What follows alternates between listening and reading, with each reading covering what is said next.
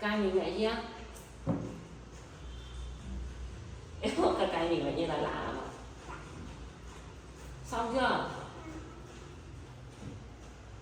Rồi. Xong rồi đó. Hết. Hết rồi. Đóng lại. Đóng lại. Rồi. Hai đứa đi lên ghế đây ngồi. Để mẹ lên tầng mẹ phơi thì mẹ xuống nhá. Có ít của nó mẹ phơi tí mẹ xuống. Đây. Cá rồi. Cá với em ngồi đây thôi. Cá. Đấy, lên ngồi. Ngồi đây đợi mẹ nhá. Rồi, hai đứa ngồi đây đợi mẹ phơi tí mẹ xuống.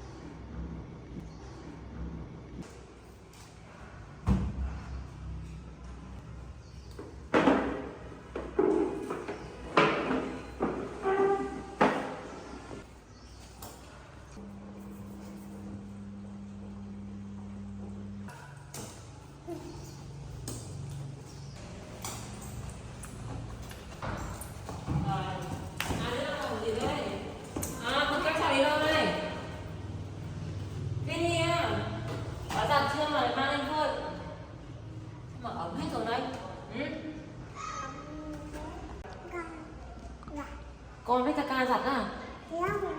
Giặt chứ mà mẹ mới phơi được vài cái quần áo đã giặt rồi, làm sao mà sạch được, đi hỏng mai ra giặt lại. Vừa mới đi phơi được mấy cái quần áo mà trời giặt được một chậu rồi.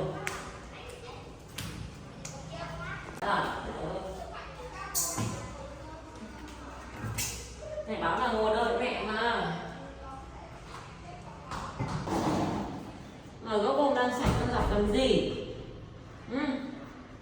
Đây, bây giờ nhìn cái cửa ấm từ đây để mẹ giặt lại cho nhá. Giặt lại nhá. Mang đây.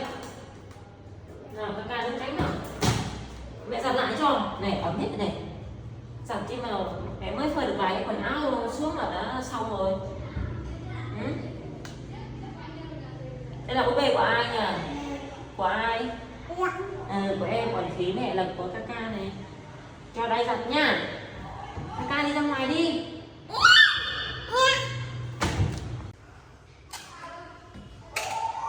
Nào, đứng chết. Con. Mẹ chưa có nước giặt, đi ra ngoài. Nào. Hai đứa. Ồ, còn cứ bốc không tăng tung ạ.